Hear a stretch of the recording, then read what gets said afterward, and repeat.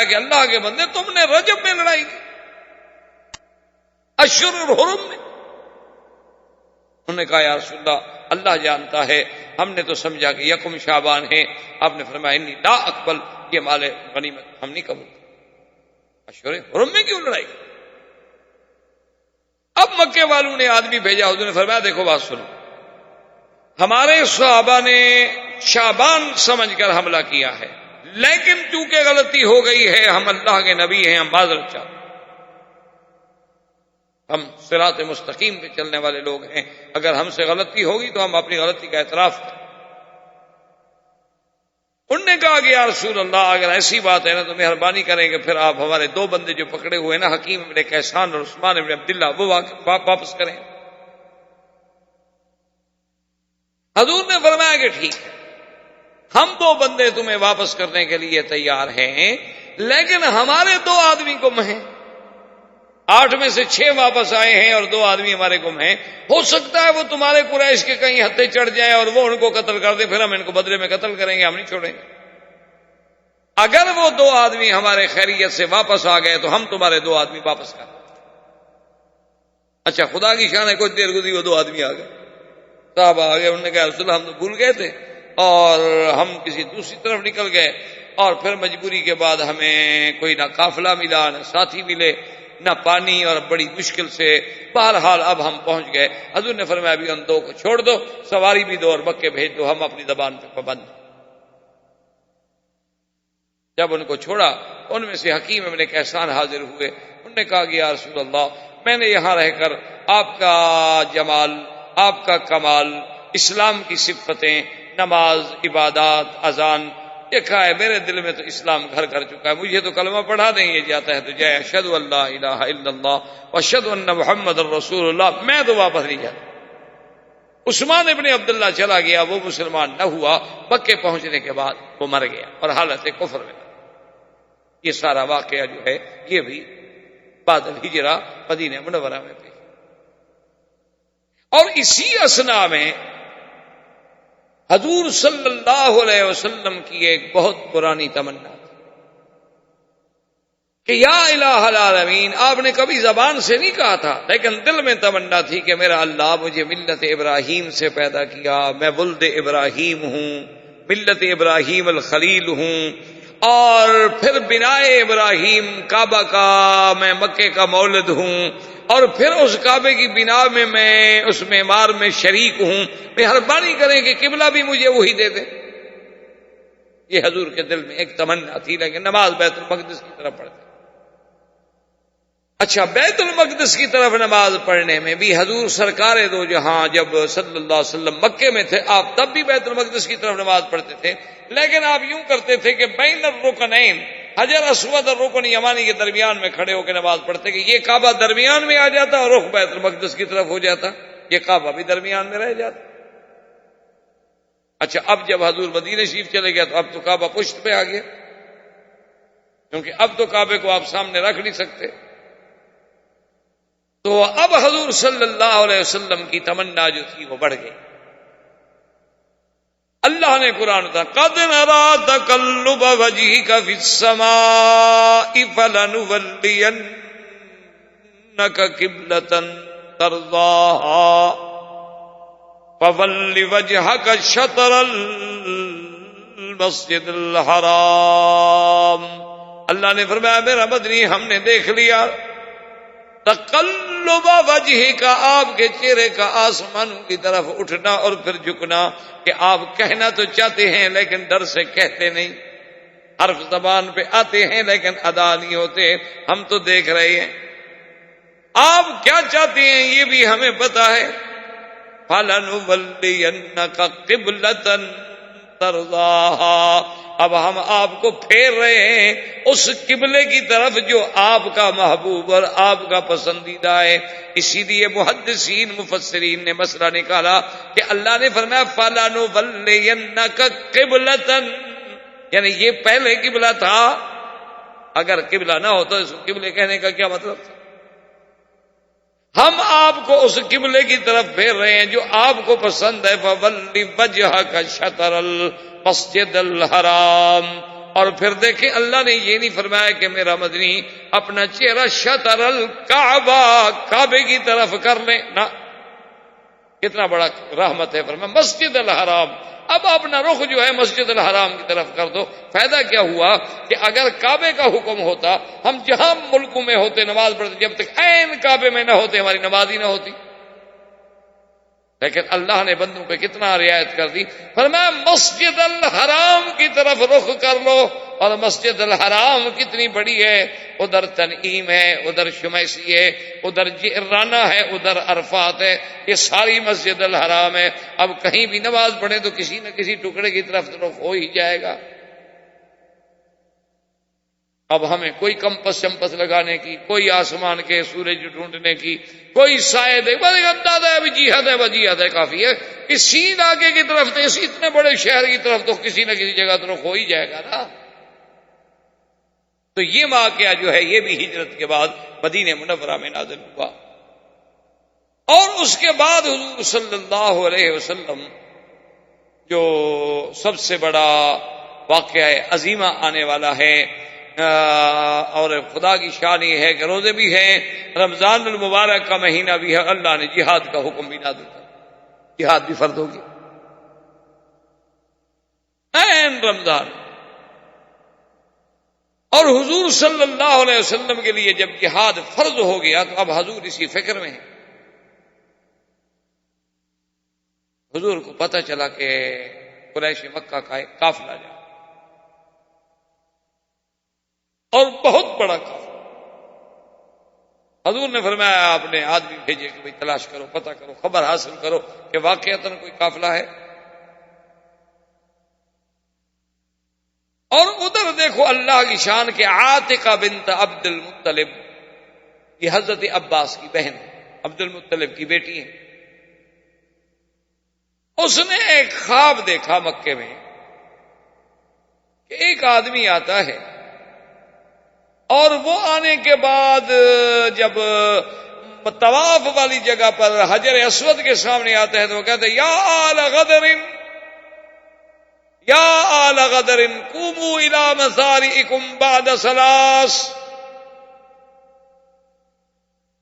کہتا ہے کہ اے دھوکے بازو، اے غدارو، اپنے مرنے کی جگہ کے لیے تیار ہو جاؤ 3 دن کے بعد۔ عاتقہ کہتی ہیں کہ بھئی اس کی آواز سن رہی ہوں، چیخ رہا خواب میں۔ پھر وہ جاتا ہے صفا کی پہاڑی پہ کھڑا ہو کے، پھر وہی آواز لگاتا ہے یا اہل الغدر، یا آل غدر، او دھوکے والو تیار ہو جاؤ۔ لوگ ہیں کہ جمع ہوتے جا رہے ہیں، جمع ہوتے جا رہے ہیں، وہ چیخ رہا ہے، چیخ رہا ہے، چیخ رہا ہے۔ اس کے بعد وہ جا کے جبل ابی قبیس پہ چڑھ جاتا ہے۔ ابی قبیس پہ چڑھنے کے بعد بھی وہی آواز لگاتا ہے کہ یا آل غدر، اے دھوکے والو تیار ہو جاؤ 3 دن کے بعد۔ اور اس کے بعد وہ ایک پتھر اس کے ہاتھ میں ہوتا ہے، وہ پتھر پھینکتا ہے، وہ پتھر ریزہ ریزہ ہو جاتا ہے اور ہر قریشی کے گھر میں گرتا ہے، ہر قریش والے گھر میں اس کا ذرہ کوئی نہ کوئی پہنچا۔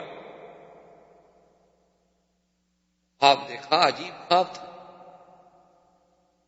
کہتی ہے کہ میں ڈر گئی اور میں نے صبح سوچا کہ اور کسی کو نہیں بتا دی، کہ وہ اپنے بھائی عباس کو بتا دی۔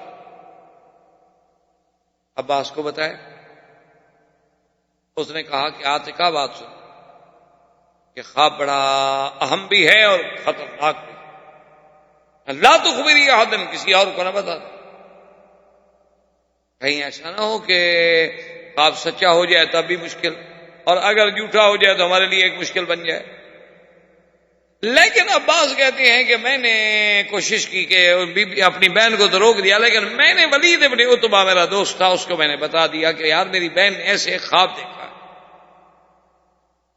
اچھا، ولید نے جا کے باپ کو بتا دیا، عتبہ کو۔ اب بات کہاں چھپتی ہے؟ اسی لیے سمجھدار آدمی کہتے ہیں نا کہ جب تم کسی کو اپنا راز دو اور اس کے بعد اس سے مطالبہ کرو کہ بھائی کسی سے بات نہ کہنا، تو یہ سب سے بڑی بے وقوفی ہے کہ تم خود تو رکھ نہیں سکے، اس سے کیسے مطالبہ کر رہے ہو؟ انہوں نے کہا کہ یہ سب سے بڑا احمقوں کی علامت ہے کہ جو اپنا راز کسی کو بتلانے کے بعد اس سے مطالبہ کرے کہ تم کسی کو نہ بتانا۔ وہ بے وقوف تم نے خود بتا دیا ہے تو وہ کیسے رکھے گا؟ اب عتبہ کو پتہ چل گیا، حضرت عباس کہتے ہیں اس وقت خیر مسلمان نہیں تھے نا، تو کہتے ہیں کہ عجیب بات ہوئی کہ میں طواف کر رہا تھا کہ میں نے دیکھا کہ ابھی جہل اور بڑے بڑے صنادید، بڑے بڑے روسا قریش سارے دار الندوہ میں بیٹھے ہوئے ہیں، اور ابھی جہل نے آدمی دوڑایا، اس نے کہا کہ جب تم طواف سے فارغ ہو جاؤ فاتی لینا فجلس معنا، تم ہمارے پاس آؤ، بڑی اہم بات ہے، ہم مشورہ کریں۔ حضرت عباس فرماتے ہیں میں نے طواف ختم کیا، طواف ختم کرنے کے بعد میں وہاں گیا، دیکھا تو بڑے بڑے کاٹ اکٹھے ہیں اور سب میرے اسی بہن کے خواب پر بحث ہو رہی ہے۔ اور ابو جہل نے مجھے کہا کہ یا عباس، عجیب بات ہے یار، تم میں تو بڑے بڑے نبی پیدا ہو رہے ہیں، پہلے بھی تمہارے خاندان عبد المطلب میں ایک نبی پیدا ہوا، اب ایک عورت بھی نبی پیدا ہو گئی۔ پہلے تم کہتے تھے محمد مصطفیٰ پر ایمان لے آؤ، اب جناب وہ تو اب مدینہ چلے گئے، لیکن اب تمہارے خاندان میں ایک عورت بھی نبی سنائے بن گئی۔ عباس کہتے ہیں کیا مطلب، کون نبی بن گئی، کیا ہو گیا؟ تمہیں پتہ نہیں تمہاری بہن عاتقہ نے کیا کہا ہے کہ 3 دن کے بعد مرنے کے لیے تیار ہو جاؤ اور مرنے کے لیے تیار ہو جاؤ، اور یا الغدر، اور ہم غدر والے ہیں، ہم دھوکے والے ہیں، کیا ہے، کیسی خبریں دے رہی ہے، کیسے خواب بتا رہی ہے؟ میں نے کہا مجھے تو پتہ نہیں۔ وہ کہتے ہیں میں بالکل پھر گیا، میں نے کہا مجھے تو پتہ نہیں، میری بہن نے خواب دیکھا ہے نہیں دیکھا ہے کوئی۔ میں نے کہا کمال کی بات ہے، تمہاری بہن کا خواب ہے اور ہمارے پاس پہنچ گیا ہے اور تمہارے پاس نہیں پہنچا۔ میں نے کہا ہوگا، پر مجھے نہیں پتا۔ ابو جہل بڑا کایا آدمی تھا، دشمنان اسلام ویسے ظاہری معاملات میں تو بڑے دانا ہوتے، تو اس نے کہا کہ دیکھو عباس، مجھے پتا ہے کہ تمہیں علم ہے، تمہیں علم ہے اور تم چھپا رہے، لیکن یاد رکھو 3 دن کے اندر اندر اگر کوئی واقعہ پیش نہ آیا تو میں پھر تمہارا پورے عرب میں جلوس نکالوں گا کہ اکذب البیت فی العرب، یہ سب سے جھوٹا گھر ہے نعوذ باللہ عرب کے اندر، کیسی ایسی خبریں ہمیں دیتے ہیں، اور میں پھر اشتہار بن کے پورے عرب قبائل میں ڈھونڈوں گا اور تلاش کروں گا اور پھروں گا اور نعوذ باللہ تم لوگوں کو رسوا کر دوں گا۔ میں نے کہا ابو جہل جو کچھ تم نے مرضی ہے کرنا ہے کرتے رہنا، مجھے نہیں پتا کہ عاتقہ نے خواب دیکھا ہے کہ نہیں۔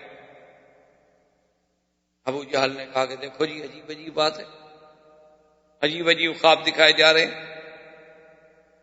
ادھر حضور صلی اللہ علیہ وسلم کو آپ کے سواروں نے، جانثاروں نے اطلاع دی کہ یا رسول اللہ ایک قافلہ آ رہا ہے شام سے اور ابو سفیان کی قیادت میں ہے اور 1000 اونٹ پر وہ قافلہ مشتمل ہے۔ اصل وجہ کیا تھی کہ پہلے تو قافلے ہوتے تھے نا ایک آدمی کے، ایک بڑے تاجر نے مال منگا لیا 10 اونٹ 20 اونٹ، یہ قافلہ ایسا تھا کہ جس میں قریش مکہ سب نے مل کے پیسہ ڈالا ہوا تھا، تمام مکے کے سرداروں کا اس میں پیسہ تھا، کسی کا زیادہ کسی کا تھوڑا کسی کا زیادہ کسی کا تھوڑا۔ انہوں نے کہا کہ کیا یار روز تھوڑا تھوڑا منگواتے ہو، ایک ہی دفعہ قافلہ منگا لو، سب کا مال اکٹھا آ جائے، ہر قبیلے کے نوکر ساتھ ہوں گے، پہرے والے زیادہ ہوں گے، لشکر زیادہ ہوگا، قوت زیادہ ہوگی، اور جب ہم زیادہ مال خریدیں گے تو ہمیں سستا بھی ملے گا۔ اس لیے یہ بہت بڑا عظیم قافلہ تھا۔ حضور صلی اللہ علیہ وسلم کے صحابی جو تھے وہ خبر لے کے آ گیا رسول اللہ ایک قافلہ شام سے چل پڑا ہے، فلاں مقام پہ وہ پہنچ چکا ہے، اور اتنے دنوں کے بعد جو ہے وہ تقریباً مدینہ پاک کے قریب سے گزرے گا۔ اچھا، ابو سفیان جو تھا وہ اپنے قافلے کو چھوڑ کر کبھی کبھی آگے 10-10 20-20 50-50 میل کبھی اپنا اونٹ دوڑا کے آگے نکل جاتا تھا، اسے بھی خوف تھا کہ کہیں ہم پر حملہ نہ ہو جائے، وہ بھی خبر لگانے کے لیے بھی کہیں کوئی جیش، کوئی لشکر، کوئی آدمی، کوئی فوج چھپی ہوئی تو نہیں، کیونکہ 1000 اونٹوں کا قافلہ آ رہا ہے، قافلے کو سلامتی کے ساتھ کنارے پہ لے جانا کوئی مذاق تو نہیں ہوتی تھی، سردار کی ذمہ داری تھی۔ ابو سفیان اسی زمن میں ڈھونڈتے ڈھونڈتے ایک کنویں پہ گزرا تو وہاں 2 لڑکیاں جاریتان، 2 لڑکیاں جو تھیں وہ بیٹھی آپس میں لڑ رہی تھی۔ وہ کہتی تھی کہ تم نے میرا ہار غائب کر دیا اور تم نے میرا ہار چرا لیا۔ وہ کہتی کیوں مرتی ہو، قافلہ گزرے گا تو میں تمہیں اور خرید کر کے دے دوں۔ بیٹھی بیٹھی باتیں کر رہی۔ ابو سفیان نے وہاں جا کے اپنی سواری روکی، ان سے پانی مانگا، پانی پیا، اور ان سے کہا کہ تم لوگ کیسے بچیاں قافلے کی بات کر رہے ہو، کس قافلے کی بات کر رہی ہو تم کہ قافلہ گزرے گا اور پھر ہم خریدیں گے اور کیا؟ نے کہا ہماری بچی آپس میں بہنیں، ہم سہیلیاں ہیں اور اس کا کوئی ہار مجھ سے گم ہو گیا تھی، چیخ رہی تھی، تو میں نے کہا کہ جب یہاں سے قافلہ گزرے گا تو ہم ہار خرید لیں گے، آپ کو دے دیں گے۔ میں نے کہا تمہیں کیا پتا کہ قافلہ گزرے گا؟ اس نے کہا یہاں دو آدمی بیٹھے تھے اونٹوں پر، آپس میں بات کر رہے تھے، ہماری سن رہے تھے، ہم سے انہوں نے کوئی بات نہیں، وہ کہہ رہے تھے قافلہ کوئی آ رہا ہے۔ اب دیکھو ابو سفیان کتنا ذہین اور ذکی، کہتے کہ اچھا وہ آدمی کس چیز پہ سوار تھے؟ اونٹوں پر۔ انہوں نے کہا اونٹ انہوں نے کہاں بٹھائے تھے؟ انہوں نے کہا جی وہ دیکھو وہ سامنے درخت ہے، اس کے نیچے اونٹ بیٹھے تھے اور یہ ساتھ والے درخت کے نیچے وہ بیٹھے ہوئے، آرام کیا، پانی ہم سے لیا، پانی پیا، وہاں کچھ کھایا پیا، اس کے بعد جو تھے وہ چلے گئے۔ ابو سفیان سیدھا اس جگہ آیا، وہاں آ کے فاخذ بأرة من الابائر، اس نے اونٹ کی مینگنی جو تھی نا وہ نیچے پڑی تھی تو وہ اٹھائی، اس کو جو کھولا اس میں اپنا کھجور کی گٹھلیاں ملی۔ کہنے لگا کہ ہاں رجلان من المدینہ، اور تو کوئی ایسا قبیلہ نہیں جو اپنے اونٹوں کو کھجور کھلاتا ہو یا کھجور کی گٹھلیاں کھلاتا ہو، یہ صرف مدینے والوں کے پاس ہے، کھجوریں ان کے پاس زیادہ ہے، اور کسی کے پاس کھجور اتنی نہیں ہے کہ وہ گٹھلیاں کھلاتا اونٹوں کو۔ اس کا مطلب ہے کہ اللہ کے نبی محمد رسول اللہ کے مسلمان ہمارے تعاقب۔ ابو سفیان جناب گھبرایا، ڈرا کہ بھئی اتنا بڑے قافلے کی ذمہ داری ہے، تو اس نے ان کا ایک شخص تھا جس کا نام تھا دم، اس کو جناب بھیجا کہ تم بھاگو اور مکے والوں کو اطلاع کرو کہ فوراً میری مدد کے لیے لشکر بھیجیں، میرا قافلہ خطرے میں آ گیا۔ زندگی باقی تو بات باقی۔ والسلام علیکم ورحمۃ اللہ وبرکاتہ۔ برادران اسلام، واجب الاحترام بزرگوں، دوستوں، عزیز نوجوانوں، سیرت النبی صلی اللہ علیہ وسلم کے اس سلسلہ دروس میں اللہ تبارک و تعالی کی عنایت، فضل، کرم، منت و احسان سے ہم نے ابتدائے ولادت، بعثت، شباب، نبوت، معارضہ کفار، ثبات، استقامت، ہجرت، حتیٰ کہ ہم اس مقام پہ پہنچے تھے کہ حضور صلی اللہ علیہ وسلم ابو سفیان کے قافلے کی تلاش میں مدینہ منورہ سے روانہ، جو بعد میں غزوہ بدر کا سبب بنا۔ اور یہ غزوہ بدر جو ہے یہ اسلام میں سب سے پہلا، جس میں حضور سرکار دو جہاں صلی اللہ علیہ وسلم خود شریک ہوئے، اور یہ غزوہ بدر جو ہے گویا اس کی تخطیط جو تھی، یعنی جسے آپ پلاننگ کہتے ہیں، ایسے معلوم ہوتا ہے کہ جیسے اللہ نے خود کی۔ ویسے تو ہر چیز اللہ کے حکم سے، لیکن ایک فرق ہے، ایک چیز ہوتی ہے اسباب کے ماتحت، اور ایک ہوتی ہے کہ نہیں اسباب کے بغیر خود قدرت خود کر دیتی، اس کو کہتے ہیں ما فوق الاسباب۔ مصطلحات علماء میں دو لفظ ہوتے ہیں، ایک ہوتے ہیں ما تحت الاسباب اور ایک ہوتے ہیں ما فوق الاسباب، اور یہی وہ بنیادی فرق ہے جس کی وجہ سے بہت سارے بھائی جو ہیں ہمارے، اللہ سب کی ہدایت کے فیصلے کرے، وہ بیچارے عقیدے میں گمراہ ہو جاتے ہیں، وہ یہ ما تحت الاسباب اور ما فوق الاسباب کا فرق نہیں کر سکتے۔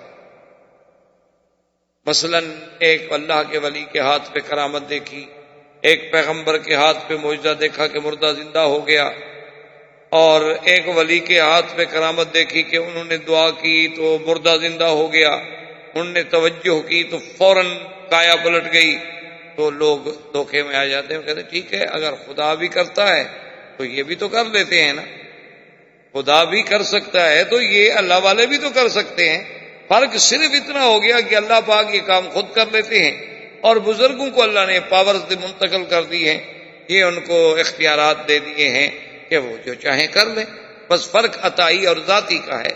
تو یہی اصل میں وہ دھوکہ ہے کہ اللہ کی قدرت کا معنی یہ ہوتا ہے کہ وہ کسی اسباب کا پابند اور محتاج نہیں، وہ چاہے تو بغیر اسباب کے، اور چاہے تو اسباب خود پیدا کر دے، تو وہ تو ما فوق الاسباب قدرت رکھتا ہے۔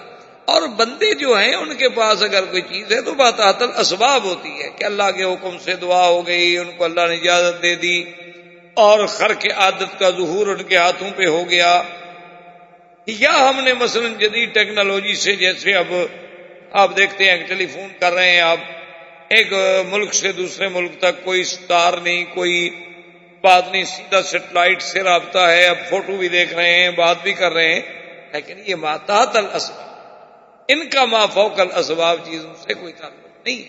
اگر وہ سیٹ آپ علیحدہ رکھ دیں تو آپ بات نہیں کر سکتے، اس سیٹ میں صرف چپ نکال لیں تب بھی آپ بات نہیں کر سکتے، اس سیٹ میں بیٹری لو ہو جائے تب بھی آپ بات نہیں کر سکتے۔ تو یہ تو اسباب کے تابع چیز ہے، اس کا قدرت یا موجودہ یا کرامت یا اللہ کی طاقت سے کیا تعلق ہے؟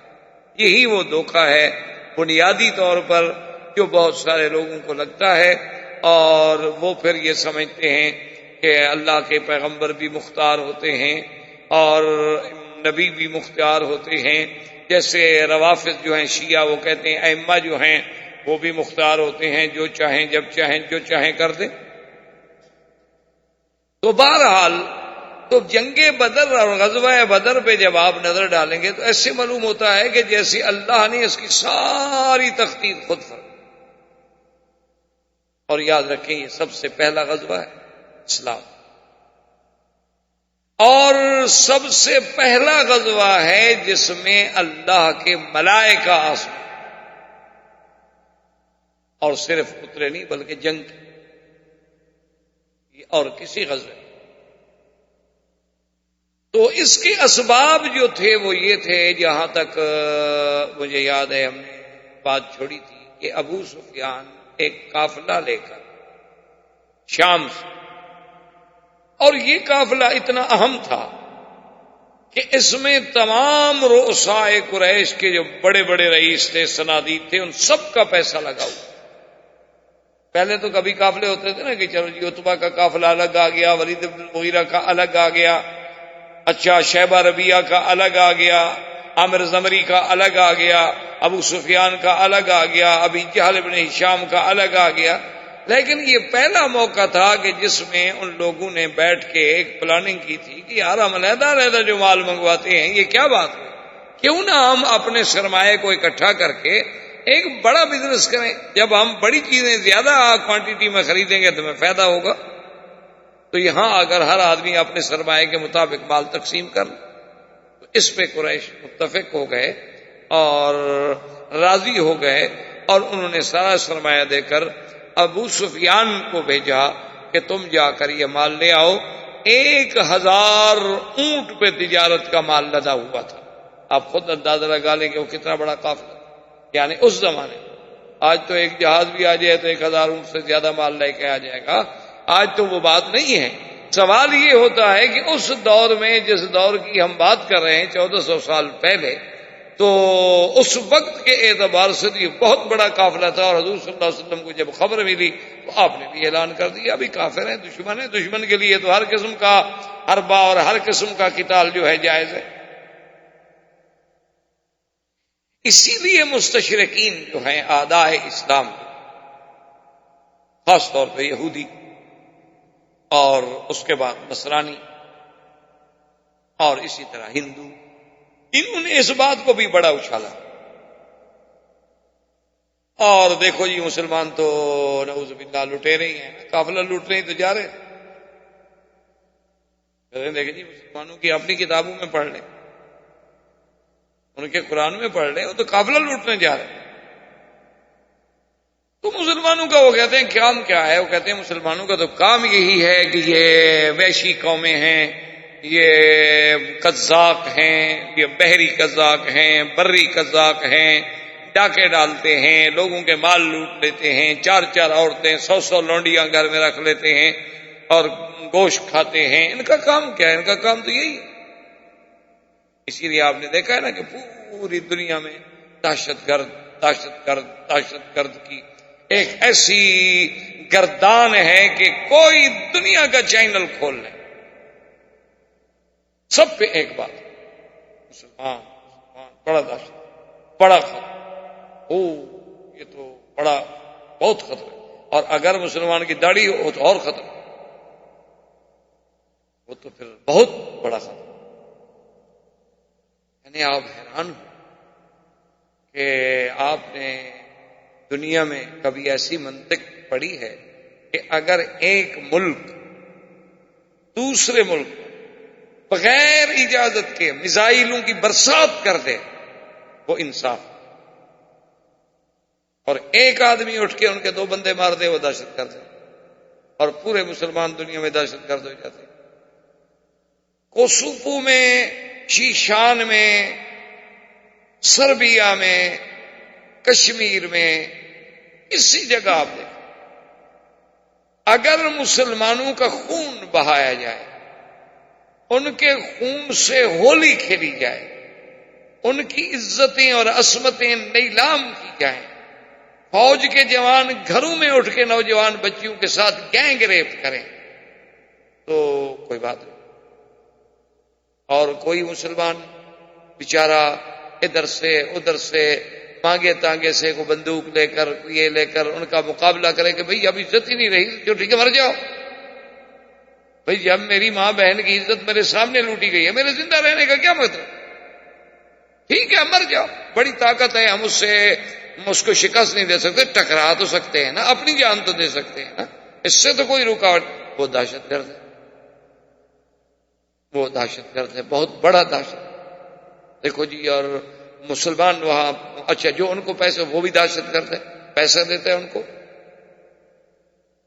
بھئی تم اگر 6 لاکھ باقاعدہ کافروں کی مسلح فوج رکھ کے ان کے گھروں میں ظلم و ستم کے پہاڑ توڑ ڈالو، تم تو امن کر رہے ہو، اور کوئی آدمی اپنی بیٹی بہن بیا کی عزت و عصمت کے لیے ٹکرا جائے، وہ دہشت گرد ہے۔ یہ یعنی خود دیکھ لیں کہ خرد کا نام جنوں رکھ دیا، اور جنوں کا نام خرد، جو چاہے تیرا حسن کرشمہ ساز کرے، کیونکہ طاقت ہے اپنے پاس۔ اچھا، اور جناب اگر کوئی آدمی، کوئی مسلمان کسی پاسپورٹ کے مسئلے میں، کسی معاملے میں پکڑ جائے، پوری دنیا کے چینل کھل جائیں گے، اور اپنے 15,000 پاسپورٹ، کل میں پڑھ رہا تھا کہ ایک اسٹیٹ سے 1 سال میں چوری ہوئی۔ مسلمانوں کے علاقے میں اگر کسی کی کوئی بٹوا بھی چوری ہو جائے نا، وہ چینل پہ آ جائے گا۔ ان کے ملک میں آپ جائیں ایئرپورٹ پر، زبردستی ہاتھ سے بریف کیس چھین لیتے ہیں، ہاتھ سے۔ وہاں کوئی نہیں بولتا، وہاں بالکل ٹھیک ہے سر، بالکل بالکل اوکے، سب ٹھیک ہے، کوئی بات نہیں۔ یہاں ہمارے ایئرپورٹ پر اگر ایک جہاز کے لیے کچھ یعنی 1 گھنٹہ لگ جائے، 1.5 گھنٹہ لگ جائے، 2 گھنٹے لگ جائے، چیخنا شروع ہو جائیں گے، کہیں گے یار کیا بدو لوگ ہیں جی، چائے پیتے رہتے ہیں، اترا بناتے رہتے ہیں، پڑھنا نہیں آتا، دیکھو نہیں وہ دیکھ نہیں رہے تھے آپ کیسے ہاتھ مار رہا تھا کمپیوٹر پہ۔ اور ان کے ایئرپورٹ پہ اترے آپ، لائنوں میں پھرتے پھرتے 3 گھنٹے ذلیل ہو جائیں، لیکن وہ سفید چمڑی ہے، بولیں گے نہیں آپ۔ دیکھو جی سسٹم تو ہے نا جی، اب اس کا کیا علاج؟ جب مسلمان اتنا مرعوب ہو جائے، جب مسلمان کی نظروں میں کافر اتنا غالب آ، جب مسلمانوں کی نظروں میں یعنی اس قدر ظلم اور انصاف کا کوئی درمیان میں حد فاصل بھی نہ رہے، اور حق باطل میں کوئی امتیاز ہی نہ رہے، تو آدمی کسی کو کیا سمجھائے؟ بڑا چیختے ہیں کہ دیکھو جی حضور پاک اللہ کے نبی، وہ تو قافلہ لوٹنے جا رہے تھے، نعوذ باللہ لٹیرے۔ یہ نہیں سوچتے کہ جن کو مکے سے نکالا گیا، اخرجوا من دیارہم واموالہم، جن کے مال چھین لیے گئے، جن کے گھر چھین لیے گئے، جن کے بچے چھین لیے گئے، جن کی اولادیں چھین لی گئیں، اور جو ہجرت پہ مجبور ہو گئے، کبھی حبشے کی طرف، کبھی مدینہ منورہ کی طرف، جنہیں انگاروں پہ لوٹایا گیا، جنہیں سولیوں پہ لٹکایا گیا، وہ تو ہے منصف، ان کا قافلہ نہیں لوٹنا چاہیے تھا۔ مسلمان قافلہ لوٹ رہا ہے، حالانکہ یہ تو ایک انصاف ہے، عقل ہے۔ حتیٰ کہ آج بھی ہمارے فقہا کے فتویٰ ہے کہ مثال کے طور پر آپ ایک کمپنی میں کام کرتے ہیں، اس کمپنی نے آپ کے ناجائز تنخواہ میں سے مثال کے طور پر 1,000 ریال ناجائز ظلماً مار لیا ہے، فقہا نے فتویٰ دیا ہے کہ اگر کسی دوسرے طریقے سے آپ کو ان کے مال سے اتنے پیسے مل سکتے ہیں تو لے لیں آپ بغیر پوچھے، کیونکہ وہ تو تمہارا حق، وہ تو تمہارا مال ہے، تم اپنا لے رہے ہیں۔ تو اگر مسلمان یہ سوچ کر کے بھئی یہ ان کے قوافلے ہیں اور سب سے بڑی چیز جو ہے آدمی کی اقتصاد پر ضرب ماری جائے تاکہ مکے والے کمزور ہوں اور ہمیں کوئی بدلہ ملے، ہمارے پاس بھی طاقت بنے، ہمارے پاس بھی قوت بنے، تو اس میں کون سا ڈاکہ تھا بھائی؟ یہ کہاں سے لٹیرا پن تھا؟ تو بہرحال حضور صلی اللہ علیہ وسلم آپ نے اعلان کر دیا کہ بھئی ابھی سفیان کا قافلہ جا رہا ہے، جو نکلنا چاہتے ہوں اپنی خوشی سے میرے ساتھ چلیں، جو نہ چاہیں تو تقریباً 313 اور بعض روایات میں ہے کہ 314 آدمی حضور کے ساتھ روانہ ہوئے۔ حضور صلی اللہ علیہ وسلم بھی چل رہے ہیں اور بالکل قسم پرسی کا عالم ہے، کوئی جنگ کا تو کوئی ارادہ ہی نہیں تھا، اس لیے نہ گھوڑے ہیں نہ اونٹ ہیں، بس گزارے کی باتیں ہیں، نہ تلواریں ہیں نہ زرہ بند ہیں نہ ڈھال ہیں، یعنی بعض صحابہ کے تو پاؤں میں جوتا بھی نہیں، پیدل چل رہے۔ تلاش کرتے کرتے ابو سفیان کو بھی ڈر تھا کہ ہم چونکہ شام کے آتے تھے نا مدینہ کے راستے سے، کہ ہم مدینہ منورہ کے حدود سے گزر رہے ہیں، لازمی بات ہے کہ مسلمان تو ہمارے خیر خواہ تو ہیں ہی نہیں، نہ ہم ان کے خیر خواہ ہیں، تو دشمن کو تو حق ہے، تو کہیں ایسا نہ ہو کہ ہمارا قافلہ لٹ جائے۔ تو وہ بھی اپنے آدمی دوڑا کے آگے آگے خبریں لیتا تھا، 5-5 10-10 میل اس کے آدمی آگے چلتے تھے کہ خبر دیں کہ اس راستے میں تمہیں کوئی حرکت، کوئی فوج، کوئی چیز تو نظر نہیں آئی۔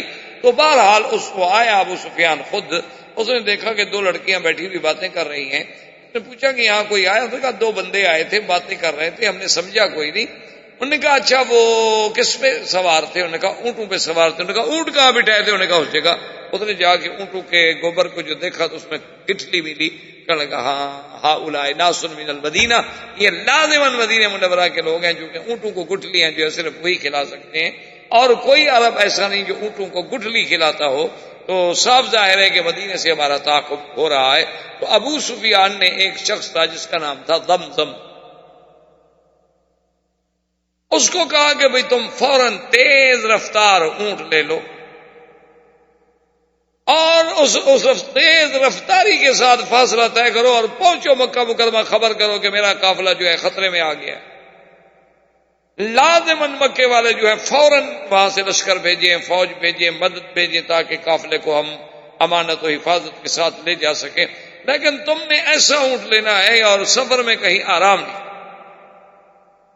بڑے بڑے عجیب قسم کے اونٹ ہوتے، اب بھی ہمارے یہاں صحرا میں، آپ کے ہاں ہندوستان راجستھان میں، ہمارے یہاں سندھ کے صحراؤں میں، اسی طرح پنجاب کے صحراؤں میں اب بھی وہ اونٹوں کی عجیب عجیب نسلیں ملتی ہیں۔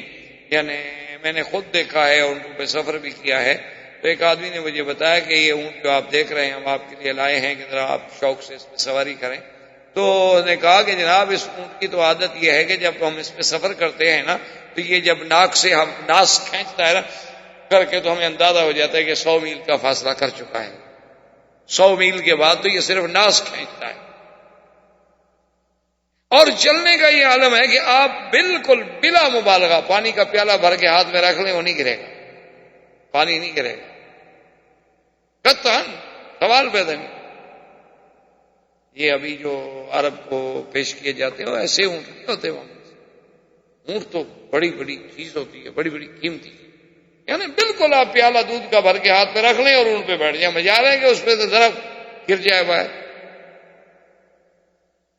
اور اتنا تیز چلتے ہیں نا جی آپ تصور نہیں کر سکتے۔ صحرا میں تو جیپیں فیل ہو جاتی ہیں، اونٹ نکل جاتا ہے جیپ سے،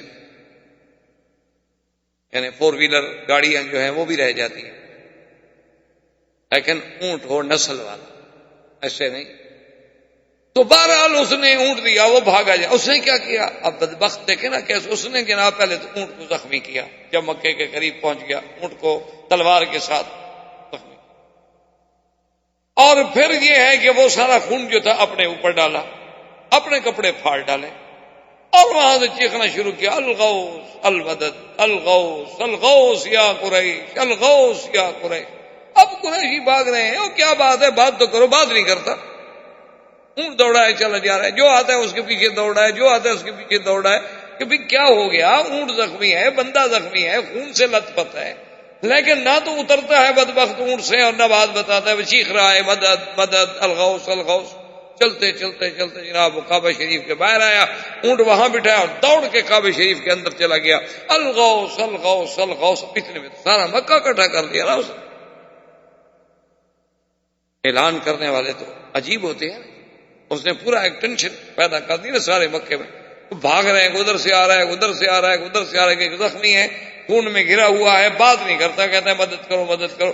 جب مکے میں پہنچا تو پورا حرم بھر گیا، سارے لوگ آئے، انہوں نے کیا بات ہے؟ اس نے کہا کیا بات؟ ابو سفیان تو خطرے میں۔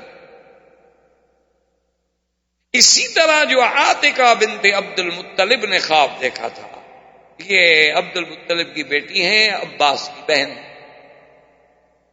حضرت عباس ابھی مسلمان نہیں ہوئے تھے، بعد میں تو الحمدللہ اسلام لے آئے، اور عبد المطلب کے بیٹے ہیں ام رسول اللہ صلی اللہ علیہ وسلم، ان کی بہن تھی عاتکہ۔ عاتکہ نے خواب دیکھا تھا کہ ایک آدمی آتا ہے، آواز لگاتا ہے کعبے میں کہ یا آل الغدر قوموا الی مسارعکم بعد ثلاث، کہ اے غدار قوم کی نسل غدر والو، 3 دن کے بعد اپنے قتل کی جگہوں پر جانے کے لیے تیار ہو۔ میں حیران، اس آدمی نے کعبے میں آواز دی، صفا پہ آواز دی، جبل ابی قبیس پہ چڑھ گیا آواز دی، پھر جبل ابی قبیس سے اس نے ایک پتھر پھینکا، اور وہ پتھر کوئی ایسا عجیب پھینکا گیا کہ اس کا ایک ایک ذرہ، ایک ایک ریزہ جو تھا تمام کفار قریش کے گھر میں پہنچ گیا۔ یہ خواب ہے، خواب دیکھ رہی ہے بیچاری۔ صبح اس نے خواب اپنے بھائی کو بتایا، اچھا ولید اس کا بھائی، اس نے بھی وہی خواب دیکھا۔ اب انہوں نے کہا کہ کسی کو بتائیں نہیں، لیکن بات نکل گئی، ابھی جہل کو پہنچی، تو اس نے حضرت عباس، ابھی اسلام نہیں لایا، نے کہا عباس یہ کیا بات ہے؟ پہلے تم لوگوں میں سے بنو ہاشم اور بنو عبد المطلب سے ایک اللہ کے نبی پیدا ہوا، اس نے کہا میں نبی ہوں، میری نبوت کو مانو، اب تمہاری عورتیں بھی نبوت کا دعویٰ کرنے لگ گئی ہیں۔ نے کہا وہ کیسے؟ انہوں نے کہا تمہیں پتہ نہیں کہ عاتکہ نے کیا خواب بنایا ہے کہ 3 دن کے بعد جاؤ اور ایسے پتھر پھینکا اور ہر گھر میں پتھر آیا اور فلاں ہوا۔ دیکھو بات سنو، اگر یہ خواب سچا نہ ہوا نا تو میں پورے عرب میں یہ بات اعلان کروں گا کہ اکذب البیت فی العرب، سب سے بڑے جھوٹ بولنے والا گھر اگر کوئی ہے عرب میں تو یہ ہے۔ میں تمہیں پھر نہیں چھوڑوں گا، میں تمہیں سارے عرب قبائل میں بدنام کروں۔ بعد نے کہا ابھی مجھے نہیں پتا، تم جانو خواب جانو۔ اب ابھی 3 دن نہیں گزرے تھے کہ جناب یہ زمزم پہنچ گیا۔ اب وہ سوچ میں پڑے کہ کیا بات؟ اس نے کہا ابھی ابو سفیان کہاں ہے؟ اس نے کہا ابو سفیان اس وقت فلاں مقام پہ ہوگا، لیکن وہ تو بالکل خطرے میں گھر چکا ہے، اور ہو سکتا ہے کہ ہماری مدد وہاں پہنچتے پہنچتے وہ قافلہ ہمارا لٹ بھی چکا ہو۔ تو ابھی جہل نے، سب نے، عتبہ، عتیبہ، شیبہ، ربیعہ، ابی لہب، امیہ بن خلف، سب کٹے ہو گئے۔ انہوں نے کہا قریشیوں تیار ہو جاؤ۔ ہر قریش کا قبیلہ جو ہے نکلے اپنے اپنے جوانوں کے ساتھ، اور سواریاں، ہتھیار سب مکمل تیار کر لو۔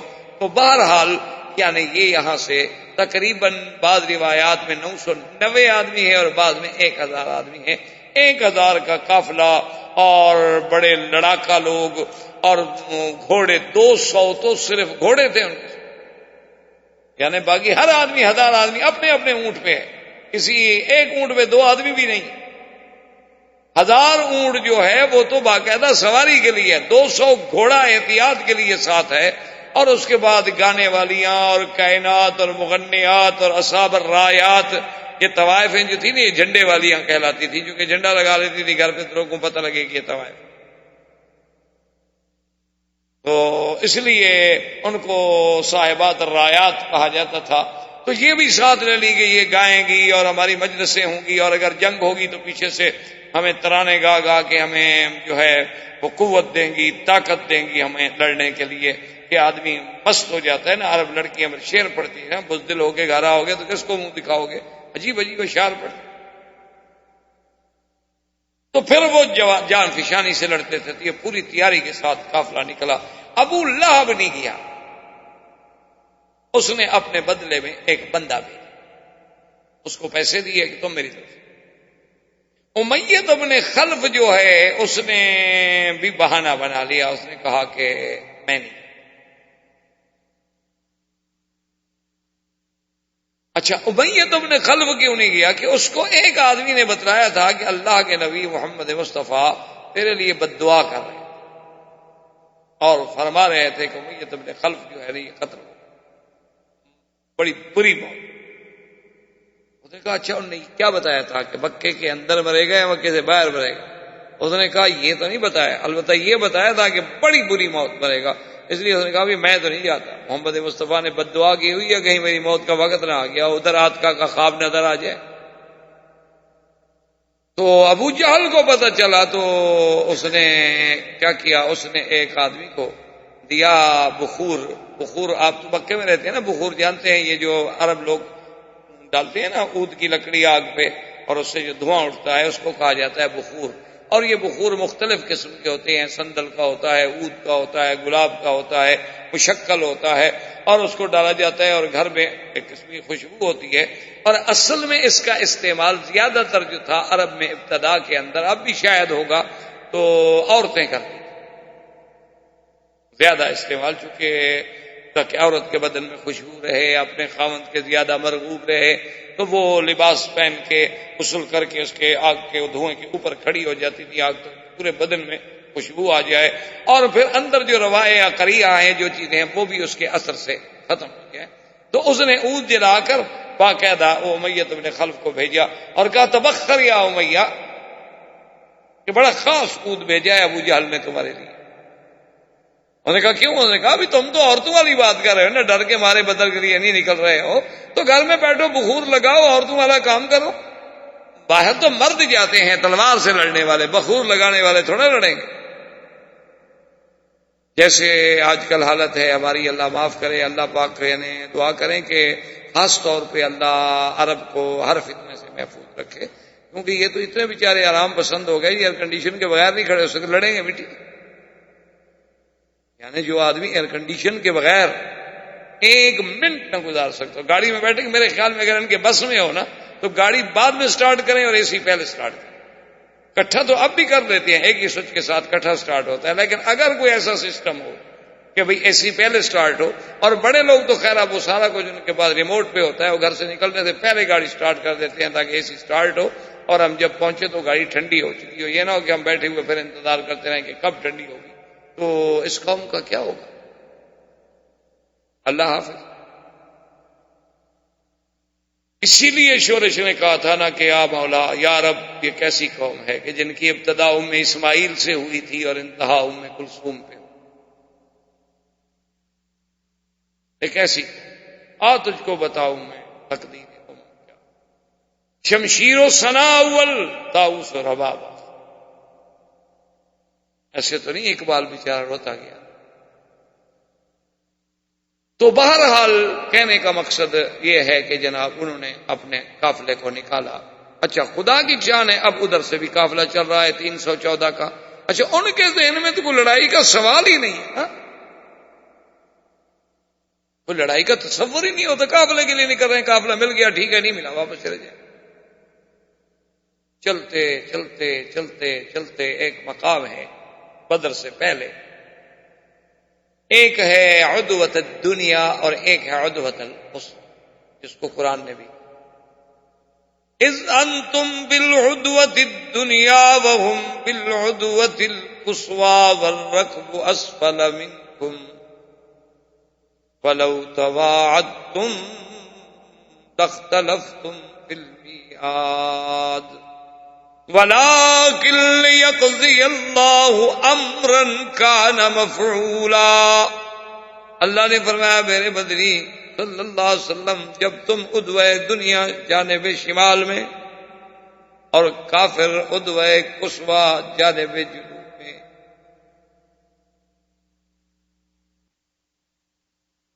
والرکب اسفل منکم، اور قافلہ تم دونوں سے نیچے۔ کیسے انتظام ہم نے کیا کہ تم ادھر ہو، کافر ادھر ہے، قافلہ نیچے ہے سمندر کی طرف۔ اللہ نے فرمایا لو تواعدتم لاختلفتم فی المیعاد، اگر تم آپس میں پروگرام بنا کر بھی کوئی پروگرام لڑائی کا بناتے تو ضرور ایک دوسرے سے آگے پیچھے ہو جاتے. ایسا نہ ہوتا، ہو سکتا ہے وہ نہ آتے، ہو سکتا ہے آپ لیٹ ہو جاتے. وَلَٰكِن لِّيَقْضِيَ اللَّهُ أَمْرًا كَانَ مَفْعُولًا، اللہ پاک جو چاہتے ہیں، جو فیصلہ کر لیتے ہیں، جو قضا کر لیتے ہیں، پھر وہ ہو کے رہتی ہے. یہ تو ہمارا فیصلہ تھا کہ ہونا چاہیے. لِيَهْلِكَ مَنْ هَلَكَ عَن بَيِّنَةٍ وَيَحْيَىٰ مَنْ حَيَّ عَن بَيِّنَةٍ، کہ جس نے برباد ہونا ہے وہ بھی دلیل کے بعد، سمجھ کے بعد. یہ نہ کہے کہ مجھے پتا نہیں، پھر سمجھ کے جان بوجھ کے برباد ہو. اور جس نے زندہ رہنا ہے اور اسلام قبول کرنا ہے وہ بھی حق کو باطل دیکھ لے اچھی طرح. یہ نہیں زبردستی قبول کرے، نہیں، حق کو باطل واضح ہو. ہم کھولنا چاہتے.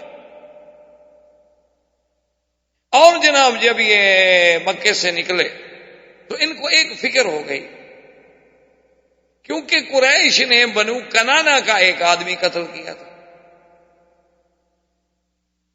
اور بنو کنانا جو تھے وہ انتقام لینے کی انتظار میں تھے کہ ہمیں قریش کا بندہ ملے اور ہم بھی قتل کر. یہ تو قبائل میں پھر ہوتا ہے. وہاں تو یہ تصور نہیں ہے کہ بھی آدمی مر جائے اور وہ چھوڑ دیں، بھول جائیں. نہیں، عجیب لوگ ہوتے ہیں ان کے، یعنی آپ سوچ نہیں سکتے. ایک آدمی کے والد کو قتل کیا گیا، اس کا بیٹا پڑھا لکھا، ٹھیک ٹھاک تعلیم یافتہ، تقریباً پتہ نہیں ایم اے تھا یا کیا تھا. وہ وہاں سے بالکل ابھی بچہ تھا، کالج سے نکلا، اور اس وقت وہ کالج میں تھا جب اس کے باپ کو قتل کیا گیا. وہ کالج سے ہی وہیں سے اس کو ماں نے کہا کہ اب بیٹا تم یتیم ہو گیا، تمہارا کوئی بھی نہیں بچا ہے. جو رشتہ دار ہیں وہ بہت دور کے رشتہ دار ہیں، اب تو تمہاری اپنی جان خطرے میں ہے، تم کسی طرح باہر نکل جاؤ. تو جو کچھ ماں کے پاس پیسہ پونجی تھی بیچاری نے زیور بیور بیچ بوچھ کے اس کو دی، اور وہ جرمنی نکل گئی. جرمنی جا کے پتہ نہیں اس نے کتنی بڑی بڑی ڈگریاں حاصل کی، وہ کتنا تعلیم میں آگے بڑھ گیا. اور جناب آپ حیران ہوں گے کہ وہ تقریباً کوئی 23 سال گزرنے کے بعد اب دنیا بھول گئی، اس کی ماں بھی مر گئی، کچھ نہیں رہا پیچھے. 23 سال گزرنے کے بعد وہ وہاں سے واپس آتا ہے اور آ کے باقاعدہ کلاشنکوف خریدتا ہے. 2 آدمی کرائے کے قاتل اپنے ساتھ لیتا ہے، اور جن لوگوں نے اس کے باپ کو مارا تھا ان کے 13 بندے جا کے مار دیتا ہے. 23 سال کے بعد. وہ پڑھا لکھا تھا لیکن وہ دماغ سے وہ بات نہیں نکلی. باپ کا بدلہ تو لینا ہے، ورنہ لوگ کیا کہیں گے، اتنا بغیرت بیٹا تھا کہ اپنے باپ کے خون کا بدلہ بھی نہیں لے سکتا. کیسی اولاد. یہ قبائل میں یہ ہوتا ہے.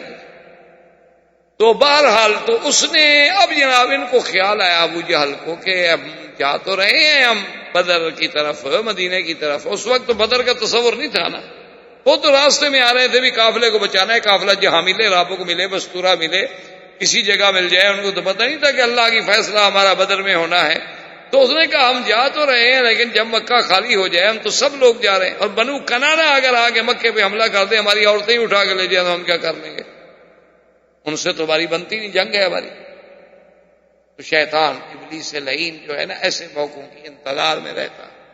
وہ فوراً سراقہ ایک سردار تھا قبیلہ کا، اس کی شکل میں آیا اور ابو جہل کو آ کے ملا. کہنے لگا ابو جہل لماذا تردد، کیوں ڈر رہے ہو، کیا بات؟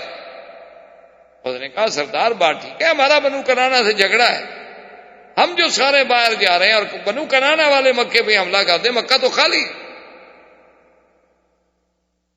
اس نے کہا مت گھبراؤ، انی جار لکم، میں جو تمہارا ہمسایہ ہوں میں نگرانی کروں گا، مکے پہ میں حملہ نہیں کرنے دوں گا. اس نے کہا اس کا تو تم فکر نہیں، مکے پہ تو کوئی قبیلہ نہیں ہے، یہاں تو میں پہنا. اگلی بات ہے بڑا اچھا موقع ہے اور پہنچو، قافلہ لٹ گیا برباد ہو جاؤ گے. 1000 اونٹ ہے اور مسلمانوں کو اگر 1000 اونٹ تجارت کا مال مل گیا تو کیا سمجھتے ہو خاموش مدینے میں بیٹھ رہیں گے؟ وہ تو غریب ہیں، مجبور ہیں کہ ان کے پاس طاقت نہیں، دولت نہیں. ورنہ یہ تھوڑا ہے کہ مسلمان کے پاس ضمیر نہیں، ایمان نہیں. ابو جہل نے کہا ہاں بات تو تمہاری ٹھیک ہے، چلو نکلو. اب جناب یہ یہاں سے چل پڑے. قافلے نے، ابو سفیان نے بڑی عقل مندی کا ثبوت دیا. اس نے اپنے قافلے کو ایک غیر معتاد راستے سے بالکل سمندر کے قریب کر دیا. آپ دیکھیں نا کبھی پرانے راستے سے مدینہ منورہ جائیں، عربوں کے راستے سے، آپ کو سمندر نظر آتا ہے باقاعدہ، اسی کنارے پہ آپ چل رہے ہیں، تو اس نے اپنے قافلے کو اور زیادہ سمندر کے قریب کر دیا اور پہاڑوں کی اوٹ میں آ گیا اور راستہ غیر محتاط تھا، تو اب نہ تو مسلمانوں کو پتہ چل رہا ہے قافلہ کہاں ہے، اور نہ ان مکے والے تو خیر یہاں سے نہیں کر رہے۔ حضور صلی اللہ علیہ وسلم حضرت ابو بکر صدیق رضی اللہ تعالی عنہ کو لے کر اسی تلاش میں نکلے اور چلے کہ ہم دیکھیں کہ قافلہ کہاں ہے، کو پتہ چل جائے۔ راستے میں آتی ہیں، اسی بدر کے راستے میں تو سڑک کے کنارے ایک بوڑھا آدمی بیٹھا ہوا ہے، بدو ہے بوڑھا،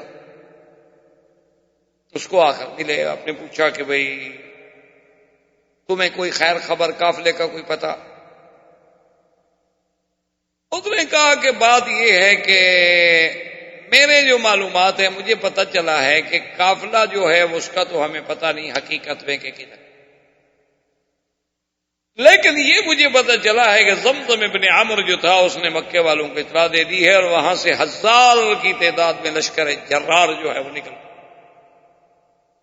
اور میں یہ سمجھتا ہوں کہ فلاں تاریخ کو لشکر مکے سے چلا ہے، اس کا مطلب یہ ہے کہ وہ عدوۃ القصویٰ کو پہنچ چکا ہو۔ اور اس نے کہا اسی طرح مجھے یہ بھی پتہ چلا ہے کہ مدینہ منورہ سے بھی حضور صلی اللہ علیہ وسلم کا ایک قافلہ جو ہے چلا ہوا ہے، اور جو میرے علم میں ہے کہ فلاں تاریخ کو مدینے سے نکلے ہیں، تو وہ میرا خیال ہے کہ عدوۃ الدنیا پہ پہنچ گئے ہو۔ یعنی اندازہ کریں اس بوڑھے کی تخطیط کا اور دماغ کا کہ بھئی اگر ایک قافلہ اونٹوں پہ چلے مدینے سے تو کہاں پہنچا ہوگا، اور مکے سے چلے تو کہاں پہنچا، اور عین وہی جگہ بتائی۔ اس نے کہا کہ مکے والے تو پہنچے ہوں گے عدوۃ القصویٰ کے پاس، اور مدینے والے پہنچے ہوں گے عدوۃ الدنیا کے پاس۔ تو اب جب وہاں آ گئے تو کچھ صحابہ حضور کی خدمت میں آئے، انہوں نے کہا کہ یا رسول اللہ کہ ہمیں اس جگہ نہیں رکنا چاہیے، اور 2 آدمیوں سے معلومات بھی حضور کو ہو گئے کہ بھئی قافلہ جو ہے وہ آ تو رہا ہے لیکن اپنے راستے پر نہیں، محتاط طریق پر نہیں ہے، معلوم یہ ہوتا ہے کہ اس نے اور زیادہ سمندر کی طرف اختیار کر لیا ہے۔ انہوں نے کہا حضور ہمیں یہاں نہیں رکنا چاہیے جہاں ہم رکے ہوئے ہیں عدوۃ الدنیا کے پاس، یہاں کو پانی نہیں، ہم چاہیے کہ ہم ایسے مقام پہ جائیں کہ جہاں پانی۔ تو یہ وہاں سے پانی کے لیے چلے اور بدر میں پہنچے۔ اللہ کو منظور، اللہ نے جو بدر کو شان دے دی کہ قیامت تک بدر کا نام جو ہے قرآن میں پڑھا جائے گا، قیامت تک بدر کا نام جو ہے وہ زندہ رہے گا، تاریخ کے ماتھے پہ اسلام کا ایک عظیم جومر، عظیم غزوہ، عظیم فتح، یوم الفرقان۔ تو یہ ماء بدر پر پہنچے، اور اس صحابی نے ایک اور مشورہ بھی دیا، اس نے کہا کہ یا رسول اللہ ہم ایسا کریں کہ اور جو چھوٹے چھوٹے یہاں چشمے ہیں، کنویں ہیں، ان سب کو ہم بند کر دیں، تاکہ اگر واقعی کوئی کافروں کا لشکر آ بھی رہا ہے تو ان کے پاس پانی نہیں ہوگا، ہمارے پاس پانی ہوگا۔ کہ اپنی طرف سے حضور نے فرمایا ہاں ٹھیک رائٹ، اور اللہ نے آسمانوں سے بارش کی۔ اللہ کی شان ہے، دیکھیں قرآن پاک نے خود اس نقشے کو بیان کیا۔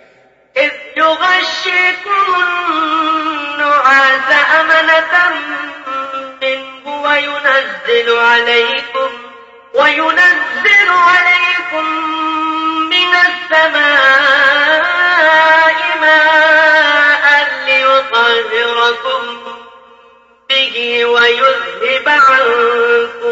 ويذهب عنكم رجز الشيطان وليربط على قلوبكم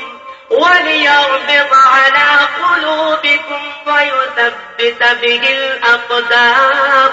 اللہ نے فرمایا کہ ہم نے میرا مدنی صلی اللہ علیہ وسلم ایک تو آپ کی صحابہ پر ایک نعاس کہتے ہیں نیند مسلم، اور دوسرا ہم نے آسمانوں سے بارش برسا دی۔ کیوں؟ تاکہ وہ زمین ٹھنڈی بھی ہو جائے، جم بھی جائے، چلنے میں بھی آسانی ہو، اور یہ نیند، یہ پانی، یہ رحمت کیوں کی؟ تاکہ تمہارے دلوں میں اگر کوئی چیز شیطانی وساوس ہیں تو اللہ ان کو بھی دور کر دے۔ اور ہم نے یہ کر دیا لِيَرْبِطَ عَلَىٰ قُلُوبِكُمْ، اس نیند کو بھیج کر ہم نے آپ کے دلوں کو مضبوط کر دیا، فَيُثَبِّتَ بِهِ الْأَقْدَامَ، اور زمین کو جما کے ہم نے موقع دیا کہ آپ قدم جما کے لڑ سکیں۔ یہ سارا انتظام اللہ کی قدرت خود کرتی جا رہی ہے۔ ابو جہل نے بھی 2 آدمی بھیجے، اس نے کہا کہ تم نکلو پتہ کرو کہ بھئی وہ کیا ہوا۔ تو بہرحال تھوڑی دیر کے بعد ابو سفیان کی اطلاع پہنچی مکے والوں کو، اس نے کہا دیکھو بھائی میرا قافلہ تو نکل گیا، اب مسلمان مجھ پہ حملہ نہیں کر سکتے، کیونکہ تم بدر میں آ گئے ہو، عدوۃ القصویٰ پہ پہنچے ہوئے، اور میں تو اس سے اور زیادہ مکے کی طرف نکل گیا ہوں نا، تو مسلمان تو اور ادھر ابھی مدینے کی طرف ہیں، تو اب وہ آپ کے لشکر کو عبور کر کے تمہارے ساتھ نہیں لڑ سکتے ہیں، آگے لشکر بیٹھا ہوا ہے 1000 کا، تو لہذا قافلہ صحیح سلامت نکل گیا ہے، اور میری رائے یہ ہے کہ تمام سرداران قریش جو ہیں دوبارہ غور کریں اور واپس آ جائیں کہ اب لڑنے کی کیا ضرورت ہے، مقصد تو قافلے کا تحفظ تھا، قافلہ تو نکل گیا۔ جب پتہ لگا بنی زہرہ کو کہ قافلہ چلا گیا، انہوں نے کہا بھی ہم بھی واپس جاتے ہیں، ہم کیوں لڑیں بھی خامخواہ بلا وجہ، اب مسلمانوں کو کیوں ڈھونڈیں ہم۔ بنو ہاشم کو پتہ چلا، انہوں نے کہا بھی بات تو ٹھیک ہے، ہم آئے تھے قافلے کے تحفظ کے لیے، ہمارا قافلہ خیریت سے چلا گیا، اب ہم کیوں خامخواہ جائیں اور مسلمانوں کو تلاش کرتے پھریں گے جی تم کہاں ہو کہاں ہو کہاں ہو۔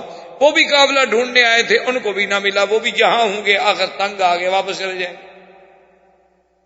بنو ہاشم نے کہا ہم بھی واپس جاتے، بنو زہرہ نے کہا ہم بھی واپس جاتے، عتبہ نے تو خیر کھڑے ہو کے اعلان ہی کر دیا، اس نے کہا بھی ہم تو واپس جا رہے ہیں، ہم نہیں لڑتے، کیوں جائے مسلمانوں کو ڈھونڈنے کے لیے۔ بھائی تم لوگوں نے اعلان کیا تھا کہ اپنے قافلے کی حفاظت کے لیے نکلو، اور ہم قافلے کی حفاظت کے لیے نکلے، اور بالکل خیریت سے ہمارا قافلہ چلا گیا۔ ابو جہل کو پتہ چلا، اس نے کہا تمہارے گئے، اتنی مشکل سے میں اتنی بڑی تعداد اتنی بڑی قوت لے کے نکلا تھا کہ آج مسلمانوں کو ہمیشہ کے لیے ختم کر دیں، یہ تو پھر کچھ نہ ہوا، اتنا سفر کر کے بھی ہم آئے، اور مسلمان ہمیں پتا ہے کہ ہیں تو اسی راستے میں، یہ نہیں پتا کہ کہاں ہیں۔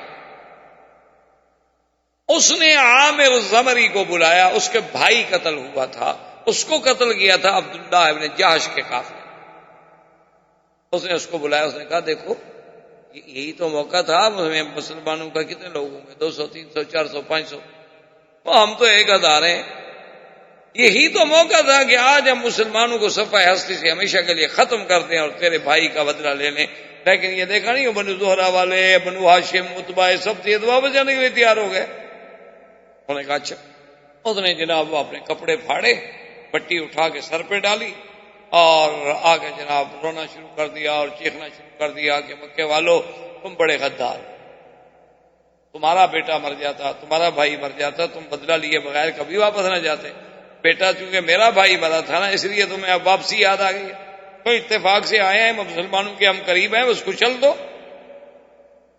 اب انہوں نے جب غیرت دلائی سب پھر رک گئے، چلو ٹھیک ہے جی تلاش کرتے ہیں مسلمانوں۔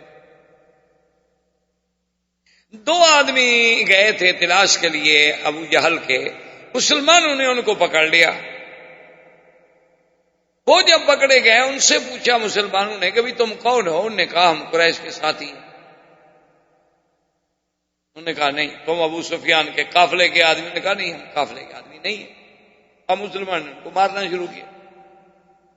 حضور صلی اللہ علیہ وسلم نماز پڑھ رہے تھے، آپ نماز سے فارغ ہو، آپ نے فرمایا عجیب بات، جب وہ سچی بات کرتے ہیں تو مارنا شروع کر دیتے ہو، جب جھوٹ بولتے ہیں چھوڑ دیتے ہیں ان کو، وہ تو ٹھیک کہہ رہے ہیں، وہ ابو سفیان کے قافلے کے آدمی نہیں ہیں۔ حضور نے فرمایا اچھا ٹھیک ہے، تم ابو جہل کے قافلے کے لوگوں کتنے آدمی ہیں مکے سے جو لے کے نکلا ہے؟ وہ آدمی بڑے سمجھدار تھے، انہوں نے کہا کہ جی یہ پتہ نہیں ہیں بہت سے آدمی،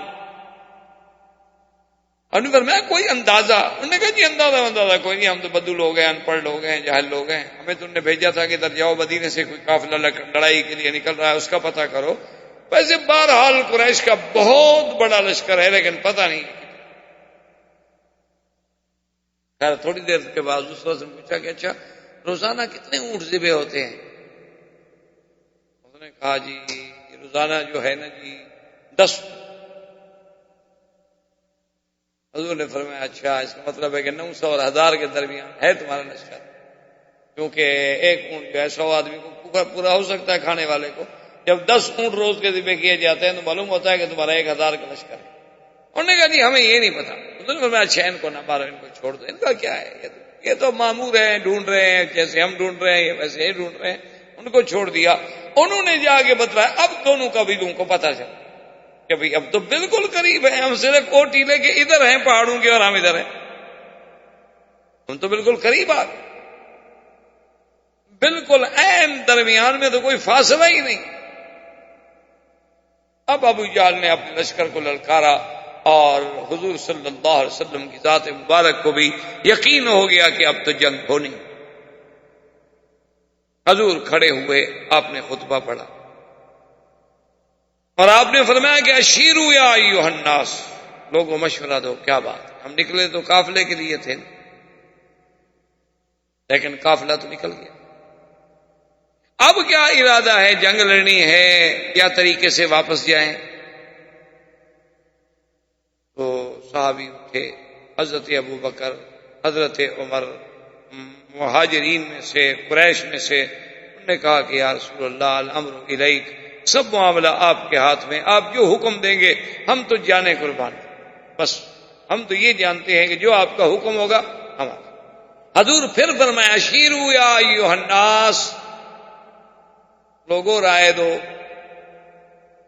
تو انصار کا سردار اٹھا، وہ سمجھ، اس نے کہا کہ حضور ہمارا فکر، کیونکہ قریش کے تو 2-3 آدمی کھڑے ہو کے رائے دے چکے ہیں، اصل میں حضور ہمارا فکر کر رہے ہیں، چونکہ ہم مدینے والے جو ہیں ایک تو زیادہ جنگ سے واقف نہیں، اور دوسری بات یہ ہے کہ ہم نے وعدہ کیا تھا حضور کا کہ آپ مدینے میں آئیں گے تو ہم اپنی جانیں مالیں آپ پہ قربان کر دیں گے۔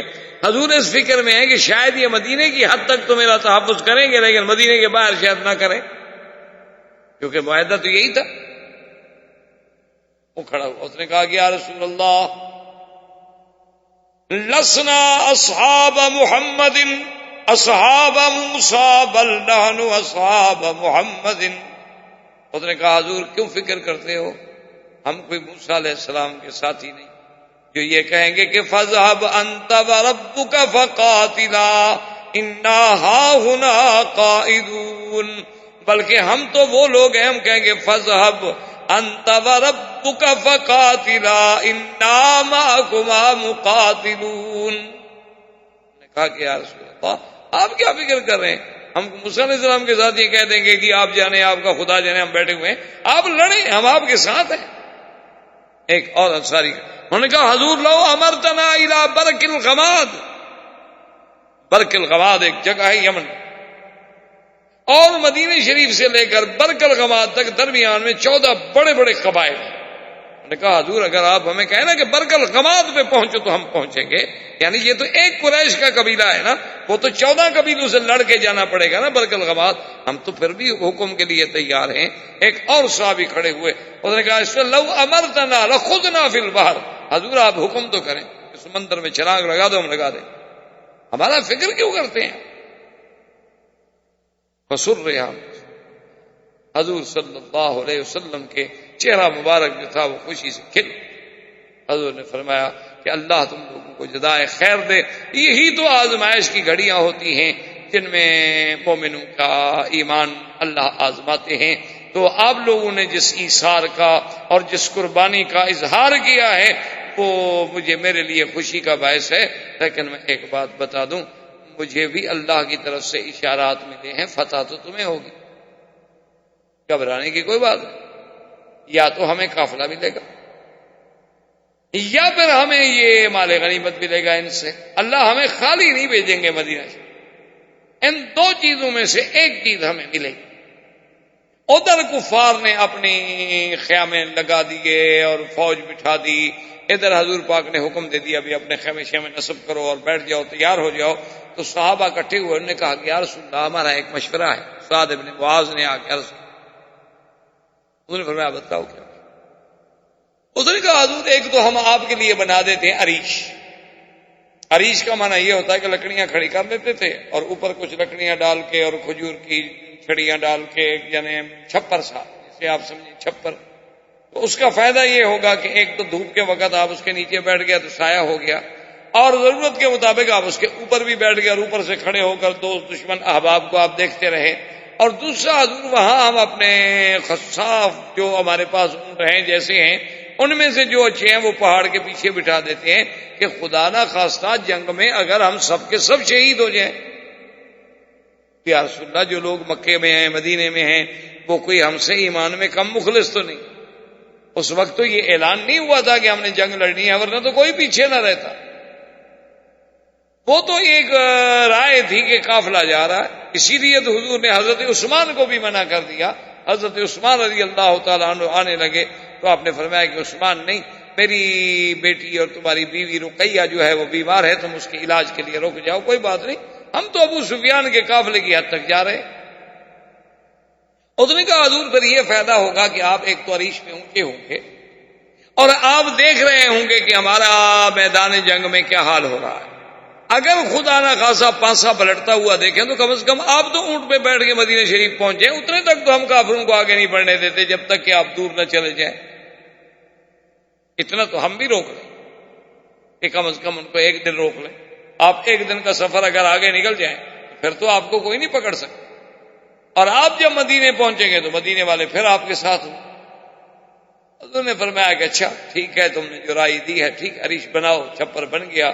حضور صلی اللہ علیہ وسلم کھڑے ہیں، نماز پڑھ رہے ہیں، اور نماز کے بعد جو حضور نے ہاتھ اٹھائے اور اتنی لمبی دعا کی کہ صحابہ کہتے ہیں ایسی دعا ہم نے کبھی نہیں۔ اور اسی دعا میں اللہ کے نبی نے یہ وہ کلمات تھے جو فرمائے تھے کہ اللہم ان تہلک هذه العصابة لن تعبد في الارض ابدا، کہ اللہ آج اگر تو نے اس جماعت کو بھی ختم کر دیا تو پھر تیری عبادت کرنے والا بھی زمین پہ کوئی نہیں رہے گا۔ کیوں یہی تو جماعت، اگر یہ بھی ختم ہو گیا تو مدینے والے بیچارے وہ بھی تو ہمت ہار جائیں گے نا، اسلام کی تو شوکت ہی ختم ہو۔ اور حضور کے کندھے مبارک میں چادر ہے، ایک روایت میں آتا ہے کہ وہ چادر بھی گر گئی، اور دعا مانگتے مانگتے مانگتے حضرت ابو بکر آئے، انہوں نے آ کے حضور کی چادر اٹھائی اور کہا کہ لا تلہی علی اللہ یا رسول اللہ واللہ لا یخزیک اللہ ابدا۔ میرا مدنی آپ اتنی سخت دعائیں اپنے اللہ سے کیوں مانگ رہے ہیں؟ مجھے اس رب قدیر کی قسم ہے خدا آپ کو کبھی رسوا نہیں کرے۔ اللہ اپنے نبی کو رسوا کر دیں؟ حضور آپ کیوں فکر کریں؟ آپ کوئی فکر نہ کریں، اللہ آپ کی نصرت کرے۔ حضور صلی اللہ علیہ وسلم دعا سے فارغ ہوئے، آپ کا اطمینان قلب ہوا، اور اس کے بعد جو ہے اب مارکے کی کیفیت جو تھی وہ بالکل ایسے ہو گئی کہ ادھر آپ خود سوچیں 1000 آدمی ہو اور سامنے 313 آدمی ہو تو کیا مقابلہ کیا ہوتا ہے۔ تو حضور نے حکم دیا کہ بھئی وہ جو عام ہوتا تھا نا جی، پہلے جو جنگوں کے طریقے ہوتے تھے وہ یہ ہوتا تھا کہ یہ میمنہ ہے، یہ میسرہ ہے، اور یہ درمیان، یعنی جنگیں جو ترتیب دی جاتی تھی نا کہ ایک فوج جو ہے وہ دائیں طرف سے بڑھے، ایک فوج جو ہے وہ میسرہ سے بڑھے، ایک فوج جو ہے وہ سیدھی چلے گی، تاکہ وہ دونوں بازو جو ہیں وہ مدد کرتے چلے جائیں گے اور دشمن کو گھیرے میں لیتے لیتے لیتے لیتے اس کے پیچھے آ جائیں۔ اور کچھ لوگ ہوں گے جو اپنے فوج میں، اپنے مسکر میں، اپنے مقر میں اس کا کنٹرول کریں گے، حفاظت۔ اب یہ تو بالکل یعنی ایک عجیب سی بات تھی نا کہ کہاں 1000 کا لشکر جرار اور ہر آدمی ان کا مقاتل، ہر آدمی جنگجو، اور کہاں حضور صلی اللہ علیہ وسلم کے صحابہ اور نا تجربہ کار جنہوں نے کبھی جنگ بھی نہیں دیکھی، لیکن حضور نے حکم فرمایا کہ ایسا کرو کہ ایک ہی صف بنا لو لمبی، بس اب میمنہ میسرہ کا کوئی وقت نہیں، ایک صف بنا کے دشمن کے سامنے کھڑے ہو جاؤ، پھر اس کے بعد جو ہے ہم جنگ کی ابتدا کریں گے۔ اور اللہ تبارک و تعالیٰ آپ کو بھی مجھے بھی صحیح راستے پہ قائم رہنے کی توفیق دے، اور اصحاب بدر کا جذبہ، ایمان، محبت، استقامت نصیب فرمائے۔ والسلام۔ برادران اسلام، واجب الاحترام بزرگوں، دوستوں، عزیز نوجوانوں، سیرت رسول پاک صلی اللہ علیہ وسلم کے ضمن میں ہمارے یہ دروس کا سلسلہ کئی ہفتوں سے جاری ہے الحمدللہ۔ زمانہ قبل از اسلام زمانہ ولادت محمد مصطفیٰ صلی اللہ علیہ وسلم، بشارات وقت ولادت، ولادت کے بعد کے ارحاسات و معجزات، اور حضور صلی اللہ علیہ وسلم کا شباب، زمان بعثت، معارضہ کفار قریش، تعذیب مسلمین، ہجرت الی الحبشہ، ہجرت الی المدینہ، اور ہمارے دروس کی بات پہنچی تھی غزوہ بدر۔ غزوہ بدر جو ہے یہ اسلام کا سب سے اول غزوہ ہے۔ غزوہ بدر جو ہے یہ ایک ایسی باعظمت اور شان والا غزوہ ہے کہ اس کے بعد اس کے مقابلے پہ کوئی غزوہ نہیں آ سکتا، اور اسی غزوہ بدر کو، یوم بدر کو، اللہ نے قرآن میں یوم الفرقان کے نام سے ذکر فرمایا ہے۔ اور غزوہ بدر جو ہے بے اعتبار زمانے کے بھی سب سے افضل زمان میں کہ رمضان المبارک میں واقع ہوا، اور بے اعتبار سبقت کے بھی کہ مسلمانوں کی مظلومیت کے بعد، مقہوریت کے بعد یہ پہلا موقع ہے کہ اسلام نے اپنے ماننے والوں کو اجازت دی کہ وہ میدان میں نکل کے کفار کا مقابلہ کریں۔ اور اس غزوے کی عظمت یہ بھی ہے کہ سرکار دو جہاں خود تشریف ساتھ لا چکے ہیں، اور یہی وہ غزوہ بدر ہے کہ جس میں اللہ کے فرشتوں نے بھی قتال کیا۔ اس سے پہلے یا اس کے بعد پھر کسی غزوے میں فرشتوں نے قتال نہیں کیا۔ فرشتے اترے تو ہیں لیکن انہوں نے جنگ نہیں لڑی۔ اور اس غزوے کے بارے میں اگر آپ قرآن پاک کی ان آیات پر جس میں اللہ نے غزوہ بدر کا تذکرہ فرمایا ہے غور کریں، تدبر کریں، تو معلوم ایسے ہوتا ہے کہ جیسے قدرت خود تخطیط کر رہی ہے کہ اللہ تبارک و تعالی نے قرآن پاک میں فرمایا کہ اگر تم مسلمان اور کفار قریش آپس میں ایک دوسرے کے ساتھ جنگ کا پروگرام بناتے، ایک وقت معین کرتے، ایک مقام معین کرتے، لاختلفتم فی المیعاد، ہو سکتا ہے کہ تم اس کو پورا نہ کر سکتے، ولیکن لیقضی اللہ امرا کان مفعولا، لیکن جو اللہ فیصلہ کر چکا ہے وہ تو ہو کے رہے گا۔ ایسی تخطیط کے مسلمانوں کا مدینے سے نکلنا، ابو سفیان کا قافلے کو بچا کے لے جانا، سرزمین مکہ میں مکے والوں کو اطلاع ہو جانی، اور ابو جہل جو ہے اپنے پورے لاؤ لشکر کے ساتھ 1000 مقاتلین کو لے کے چل رہا ہے، اور 1000 اونٹ ہے، 200 گھوڑے ساتھ ہیں، اور کائنات گانے والیاں اور ان کے شامیانے اور سارے انتظام کے ساتھ جا رہا ہے، اور سب سے پھر اس کو ڈھارس بنانے کے لیے شیطان جو ہے وہ بھی ایک سردار کی شکل میں ساتھ، یعنی ایک عجیب منظر ہے۔ اور دیکھیں ایسا ایسا قدرت قریب لا رہی ہے کہ إذ أنتم بالعدوة الدنيا وهم بالعدوة القصوى والركب أسفل منكم ولو تواعدتم لاختلفتم في الميعاد۔ اللہ نے فرمایا جب تم عدوہ دنیا میں تھے اور کافر عدوہ قصویٰ میں تھے، یہ جگہ کا نام، آپ جب بدر سے نکلیں گے نا تو پہلے پھر وہ عدوہ آئے، عدوہ دنیا۔ اسی طرح پھر بدر صغریٰ ہے، بیر استراحہ ہے، یہ حضور صلی اللہ علیہ وسلم کے منازل ہیں مدینہ شریف تک۔ اور اللہ فرما رہے ہیں دیکھو خود نقشہ کہ تم عدوہ دنیا کی طرف تھے اور کافر قصویٰ کی طرف تھے، کیونکہ مدینہ شمال میں واقع ہے، مسلمان جو تھے وہ شمال سے تھے اور یہ جنوب سے جا رہے۔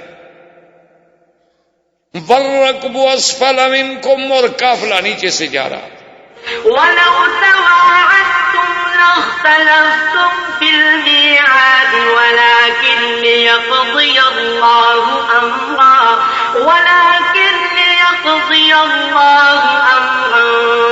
كَانَ مَفْعُولًا لِيَهْلِكَ مَنْ هَلَكَ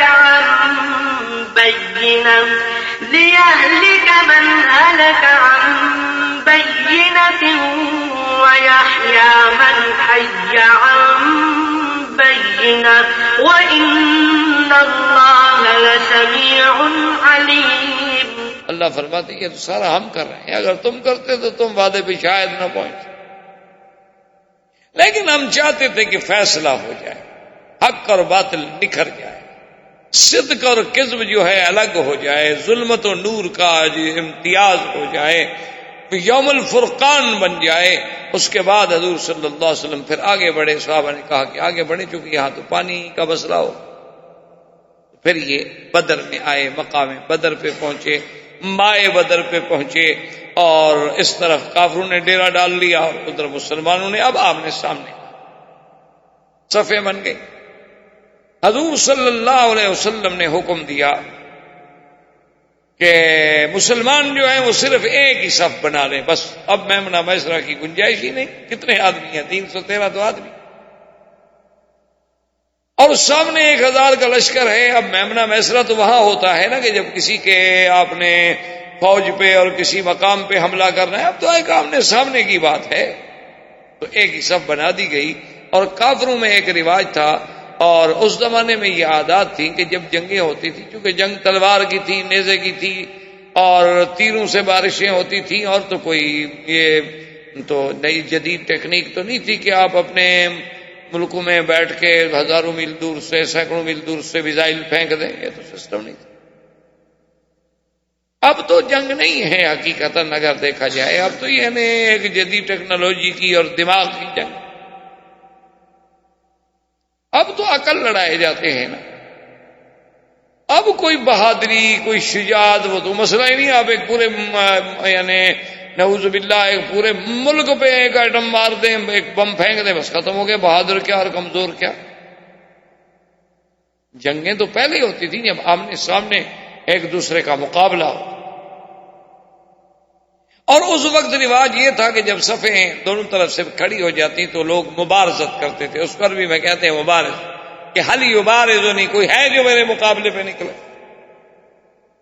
تو کافروں سے ان کے بڑے جنگجو تھے، لڑاکا تھے، اتبا وغیرہ، وہ نکلے. انہوں نے کہا کوئی ہے ہمارے بعد؟ تو حضور صلی اللہ علیہ وسلم کی طرف سے حضرت مصعب بن عمیر اور سیدنا حمزہ نے. اللہ کی شان ہے کہ اللہ نے مسلمانوں کے لیے نصرت لکھی تھی، انہوں نے کافروں کو قتل کر دیا، مرے گئے کافر. اب اور جنگ میں تیزی آنے لگی، دونوں طرف سے غصہ بڑھنے لگا، جوش بڑھنے لگا. تو حضرت عبد الرحمن بن عوف فرماتے ہیں کہ میں نے جب صف پہ نظر ڈالی تو خدا کی قدرت ہے کہ میرے اس جانب بھی ایک نوجوان ہے جس کی عمر 17 سال، اور میرے بائیں جانب بھی ایک نوجوان ہے جس کی عمر زیادہ سے زیادہ 20 سال ہوگی، اور دونوں بھائی تھے، معاذ اور معوذ. بعض علماء نے کہا ایک کا نام معاذ تھا اور ایک کا نام عوف تھا. یہ افرا کے بیٹے تھے، معاذ معوذ ابن افرا. تو عبد الرحمن ابن عوف فرماتے ہیں کہ میں نے اپنے دل میں یہ تمنا کی، یہ خواہش کی کہ کاش میرے دائیں بائیں کوئی بہادر ہوتے، کوئی تجربے کار ہوتے جنگ کے، تو چلو دوران جنگ میں مجھے بھی کوئی تھوڑا سا تو ریلیف ملتا. اب یہ دونوں بچے ہیں، میں ان کو سنبھالوں گا کہ جنگ کروں گا. وہ کہتے ہیں کہ میں ابھی اسی فکر میں تھا، اسی سوچ میں تھا کہ اس میں سے ایک لڑکے نے مجھے کہا کہ یا ہم میں میرے چاچا، این ابی جہل، ابی جہل کہاں ہے؟